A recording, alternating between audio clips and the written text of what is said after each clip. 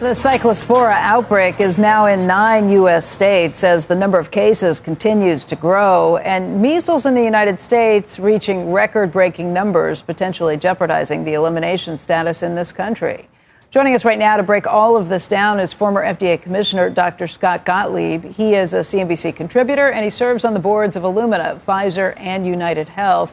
And Scott, let's just start with Cyclospora. I know we're saying 9 states right now, but I think there have been 11,500 confirmed or suspected cases in 41 states since May 1st. That compares with a normal annual average of about 2,000 to 4,000 cases. So what's going on here? This is huge. Yeah, some of this is background cases getting reported. People are presenting now. Doctors are testing for it. It requires a specific test, as we talked about. So people are sending off the samples. So you're having some increased reporting. Samples of poop. Of poop. Clearly, there's a large outbreak. It seems to be isolated to this Central Mexican growing region. That was the cluster that was identified in the Great Lakes region. Now we see separate clusters in New York and North Carolina. Again, it appears to be traced back to products, probably parsley and cilantro. That's the speculation, back to central Mexico. So there was some event that happened in central Mexico. We don't know what yet, that led to a lot of fields probably getting contaminated. Some raw sewage got onto those fields, maybe was used in irrigation, probably also climate related. So this is what FDA is currently investigating. I think they've isolated back to that region. One other thing to keep in mind, when we're seeing 10,000 reported cases, probably the true number of cases is 10 to 20x that. So because this is so few people actually go. A lot of people don't become symptomatic. A lot of people don't get tested, or they get mildly symptomatic. So this is the largest outbreak we've ever seen in the history of Cyclospora. This is very large right now. The idea of a field getting contaminated, those growing fields, you know, I've been thinking of this as, okay, you get past a certain point and lettuce doesn't have a long shelf life. None of these herbs have a long shelf life. So maybe you're okay if you get through it. But if it's contaminated the field, does that mean it contaminates future growth as well? How long does Cyclospora stick around? Yeah, not necessarily, as long as they can isolate the source. And if you look at what a lot of the large retailers, the more responsible retailers as well as the restaurants have said, is they're not sourcing crops from that region right now. I think everyone believes that region's suspect. It's worth pointing out the Mexicans deny that there's anything wrong with the growing fields in central Mexico. But I think a lot of that product's being taken out of the supply chain, so that should mitigate some of the ongoing risk. Before 2016, 2017, when we saw Cyclospora outbreaks, it was always foreign sourced. Now we're starting to see Cyclospora a little bit in the U.S. as well, in California. But the bulk of Cyclospora infections still are sourced to foreign produce. That's likely where this is coming from. I was in Indiana over the weekend. It was my grandmother's 100th birthday. We were there to celebrate. Or it's not her birthday yet. It's this month, next month. But I went to the store, pick up some lettuce. It was made by Taylor Farms. I put it back on the shelf pretty quickly. How do you know that you're getting something good or something not good? So I went into Target and saw the same thing and took pictures of it and sent it to some people in the government to let them know. But Taylor Farms has said that they aren't sourcing from central Mexico anymore. And look, to their credit, they did a good job isolating the particular farm where that produce had come from. As soon as Taco Bell was able to isolate the cases to the Taco Bell restaurants, Taylor Farms was able to trace that back to a single farm. So they have good supply chain management. They're an industrial grower. They have good records.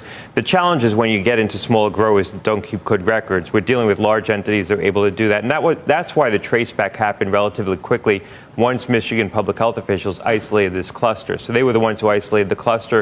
And then the trace back happened relatively quickly with FDA and these companies. Are you in the, should we think we're in the clear? I didn't realize there's such a long potential incubation period with this. It's not 4 to 6 hours later and you're going to get sick. This could last weeks before you actually have symptoms that came from something that you ate. Yeah, I don't think we're in the clear yet. I think this is still an ongoing outbreak. But like I said, a lot of the produce that was sourced from that region isn't being sourced from that region. So that's the thing that you want to know as a consumer. You can't necessarily tell that from packaging. We don't have disclosure, and this is one of the bugaboos with FDA. We wanted to get packaging that had labeling in terms of where it was sourced from. But a lot of that product, particularly if you're dealing with larger retailers like Walmart, is probably not sourcing from that region. Taylor Farms is not sourcing from that region. That's what they've said. Some of the bigger growers and bigger retailers have pulled their product from that region. So that should mitigate some of the ongoing risks. We should start to hopefully see this tail down. Now, that said, there's separate outbreaks going on. So it's not all the central Mexican growing region. We knew going into the season, from what I'm told, it was going to be a higher Cyclospora season because of climate changes. But this only comes from human poop. That's right. What does climate changes have to do with any of that? You mean more rain, more flooding of fields, right? And so that's right. This is last time we saw a big Cyclospora outbreak. It was sewage that was collected on the farm. So sewage from farm workers, from porta potties and things like that had spilled onto the farm. This looks a little bit more distributed. So maybe there was a sewage canal that overran that spilled into irrigation water. Weather events. So it's a rainy season. You're not talking about long-term.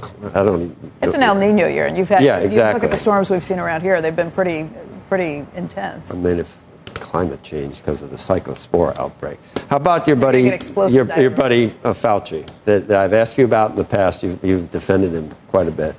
Look, I mean, I don't know what you're referring to in terms of defending him. I've asked him about whether he orchestrated a cover-up of the lab origin because of his involvement in making gain-of-function research possible again in China, which he did. He knew that would come back to haunt him, and then basically told his colleagues, go with the natural origin. It was obvious 3 years ago, Scott, to me anyway, and everybody else, that he orchestrated that. Yeah, look, we've talked about this in the show. I think the evidence in terms of whether this was human or naturally derived, I think the side of the ledger that speaks to this potentially coming out of a lab has grown over time. And we haven't had any new evidence suggesting that this came out of a natural origin or spillover. The latest stuff that came out about him, it was disappointing. Didn't he know that it was likely it was from the lab and go to great lengths and tell people to destroy emails? Well, look, and I've looked through the emails, some of them that have been online. I think it's disappointing to see him trying to suppress alternative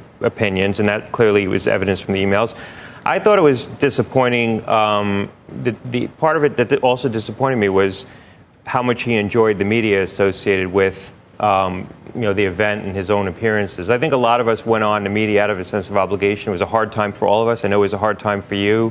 I think a lot of us felt an obligation to inform the public, and it wasn't particularly enjoyable. I mean, I got a lot of threats. Others did associated with that. And so to see those emails where he is evidencing some pleasure in the notoriety he achieved, that's disappointing. It's not just, it's just outrageous if you read the diary entries. It's tough to take. Yeah, he didn't expect it. I don't know how he was speaking to his own diary. Does having a reputation totally in the toilet at 85 years, does that hold him to account for what he was responsible for?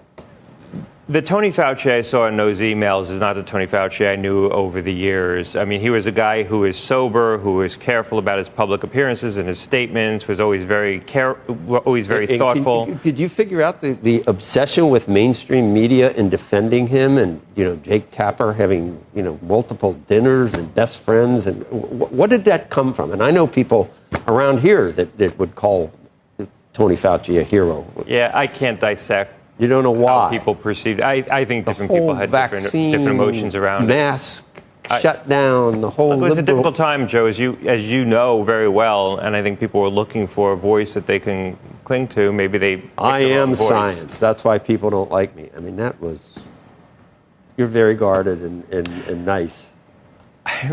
I was disappointed by the emails, I have to admit. Well, we'll see what happens on Wednesday. Rand Paul's been right all along. Look, he's held these. I suspect that Senator Paul held on to these emails and had them for a while and dropped them now ahead of this hearing. And, Tony's going to have to speak to what's in those private communications.